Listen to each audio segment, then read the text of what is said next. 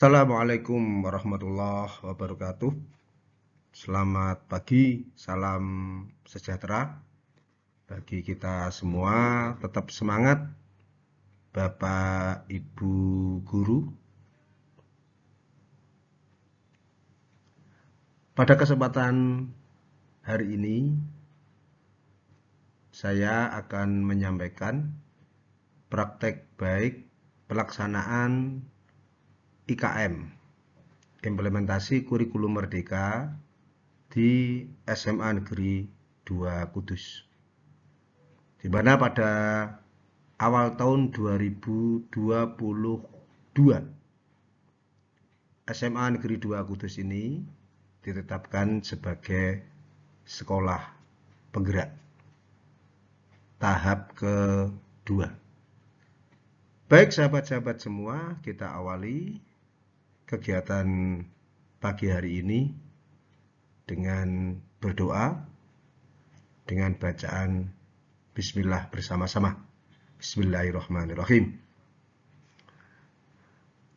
Praktek baik IKM sebenarnya ini dimulai sudah lama, sejak ditetapkan sebagai sekolah penggerak, di mana kegiatan ini kita mulai dari sebelum IKM, yakni sekitar di bulan Januari. Kami mengadakan sosialisasi kurikulum merdeka secara internal di dalam dan di luar sekolah. Pada saat itu di bulan Januari, Februari kami secara terus-menerus di apel pagi, di briefing dan seterusnya, bahwa nantinya sekolah ini, yakni SMA Negeri 2 Kudus ini, akan menerapkan kurikulum baru. Waktu itu belum ada nama kurikulum merdeka, tetapi kurikulum pemulihan atau kurikulum prototipe atau prototipe. Pada bulan Maret kami mengadakan sosialisasi kepada semua warga sekolah, tidak hanya guru, jadi semuanya. Dalam hal ini pendidik dan tenaga kependidikan, dari guru, kemudian tenaga kependidikan, staf tata usaha, tenaga belakang, ada satpam, tenaga kebersihan, ada komite sekolah ikut bergabung dalam kegiatan ini. Itu sekitar bulan Maret tahun 2022. Kemudian setelah itu kami memilih guru yang tergabung di dalam komite pembelajaran. Ada 4 guru mapel, kemudian 1 guru BK. Selama 3 bulan kami memperoleh pelatihan, yaitu pelatihan komite pembelajaran. Hasilnya sebagai itu memberikan pencerahan, memberikan pengibasan di saat program IHT di sekolah kami.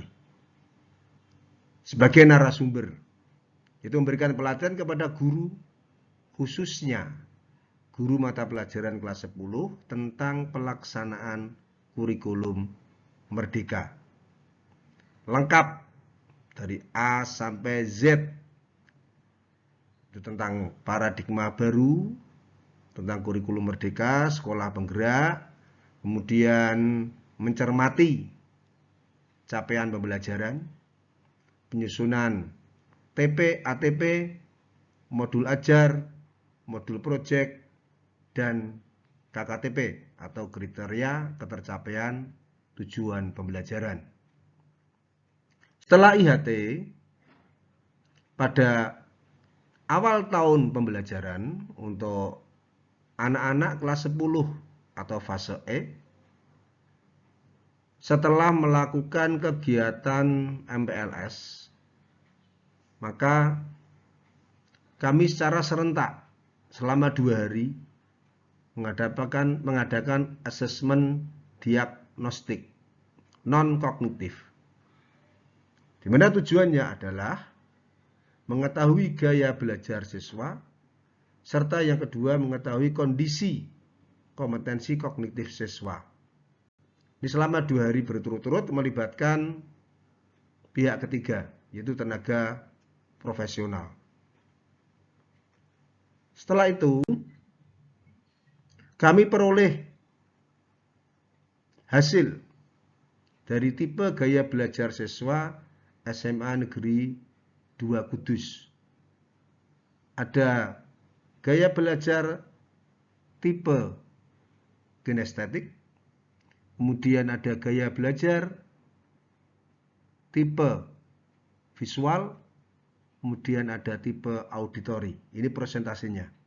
Ya, warna kuning ini kinestetik, ternyata lebih besar hasilnya dibandingkan yang visual, ini yang warna hijau, kemudian yang auditori warna merah. Ini sebagai bahan kami nantinya untuk melaksanakan kegiatan pembelajaran, yaitu pembelajaran yang terdiferensiasi. Kemudian asesmen kognitifnya, kemampuan awal siswa rata-rata pencapaian kognitif mata pelajaran ini. Ada matematika, ada bahasa Indonesia, dan sebagainya. Ini semua siswa sudah mempunyai gambaran awal. Kita punya gambaran awal. Kemudian setelah memperoleh hasil dari asesmen kognitif, asesmen diagnostik, maka kami menindaklanjuti dengan pembelajaran yang berdiferensiasi, yang bertujuan memberikan layanan pembelajaran kepada murid sesuai dengan gaya belajarnya, sehingga akan terwujud pembelajaran yang berpihak pada murid sesuai dengan ruh dari kurikulum Merdeka. Ciri khas dari kurikulum Merdeka yaitu adanya pembelajaran proyek.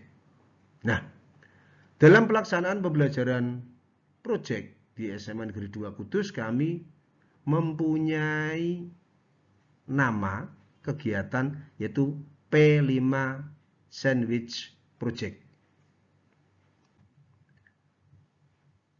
Ini disusun oleh komite pembelajaran. Ini yang saya sampaikan tadi di awal, ada 5 guru, 4 guru mapel, kemudian 1 guru BK. Apa sih artinya serba-serbi P5 Sandwich Project? Bahwa pelaksanaan P5, pembelajaran P5 ini tidak hanya melibatkan guru kelas 10, tetapi melibatkan semua guru, baik kelas 10, kelas 11 maupun kelas 12. Di mana kami mempunyai 3 koordinator proyek. Nah, 3 guru ini berbasis tema. Yang pertama ada Pak Ali Maskur, Bu Berwinda, kemudian Pak Dwiana. Bagaimana model pelaksanaannya? Ada 7 tema proyek P5, yaitu untuk kelas 10 fase E ada 3 tema besar, ada gaya hidup berkelanjutan, BTI atau Bhinneka Tunggal Ika, dan KWU atau kewirausahaan. Fase F nantinya ada 4 tema, masing-masing kelas 11 2 tema dan kelas 12 2 tema. Ini alokasi waktunya, di mana dalam 1 tahun fase E nantinya ada 3 proyek, kemudian dilaksanakan selama 12 minggu. Nah, ini selama 12 minggu dari bulan Juli 1 minggu, Agustus, September, dan seterusnya nanti sampai bulan Juni tahun yang akan datang atau semester mendatang. Ini. Kemudian dalam satu tahap, anak-anak kami bagi menjadi 3 kelompok. Jadi tahap pertama yaitu 10 E1 sampai E4 itu dengan tema gaya hidup berkelanjutan. Kemudian E5 sampai E8 Bhinneka Tunggal Ika.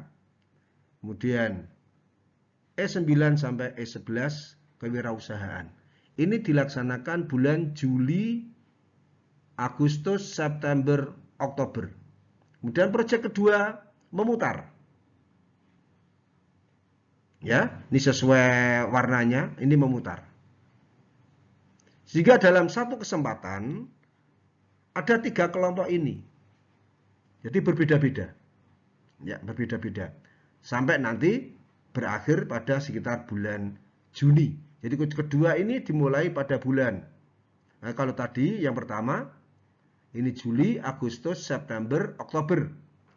Kemudian yang kedua ini, tahap yang kedua ini yaitu November, Desember, Januari, Februari. Kemudian yang ketiga Maret, April, Mei, Juni. Ya, jadi dalam 1 tahun ini. Nah, koordinator proyek ini tetap dalam 1 tahun, 1 tim ini tetap membidangi tema yang sama. Sehingga diharapkan dalam 1 tahun personel atau bapak ibu guru yang tergabung dalam tim tadi betul-betul matang di dalam pelaksanaannya. Karena temanya sama. Itu yang saya katakan sandwich project tadi. Nah, ini pelaksanaannya. Untuk yang pertama, gelar karya, kami sudah melaksanakan di bulan Oktober. Kemudian nantinya, yang kedua nanti gelar karya di bulan Februari. Dan yang ketiga, gelar karya nanti di bulan Juni. Atau pesta karyanya. Ini temanya, tadi saya sampaikan. Ini contoh-contoh. Temanya plus topik masing-masing berbeda-beda. Oke. Ini hasil gelar karyanya. Bisa diklik ini masing-masing. Gelar karya pertama dilaksanakan pada bulan Oktober ini.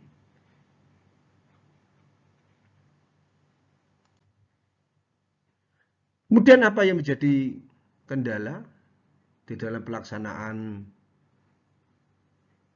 pembelajaran IKM atau implementasi kurikulum merdeka? Yang pertama, bahwa opini kita pada saat itu sebelum pelaksanaan ini, sebelum memperoleh pencerahan, bahwa pelaksanaan proyek itu mengacu pada mata pelajaran dan yang menjadi pembimbing adalah guru mata pelajaran yang terdapat jam proyek saja. Tapi ternyata setelah kami mendapatkan pencerahan bahwa pelaksanaan proyek tidak tergantung pada mata pelajaran dan yang menjadi pembimbing atau fasilitator adalah semua guru mata pelajaran, tidak melihat jenis mata pelajarannya. Maka dengan adanya perbedaan opini dan fakta, maka solusinya adalah memberikan pemahaman kepada warga sekolah bahwa P5 berbeda dengan PJBL, di mana tidak tergantung mata pelajaran dan semua guru terlibat dalam proses pelaksanaan proyek. Demikian secara singkat saya sampaikan bagaimana proses pelaksanaan IKM di semester pertama di SMA Negeri 2 Kudus. Atas perhatiannya saya sampaikan terima kasih. Salam sehat. Assalamualaikum warahmatullahi wabarakatuh.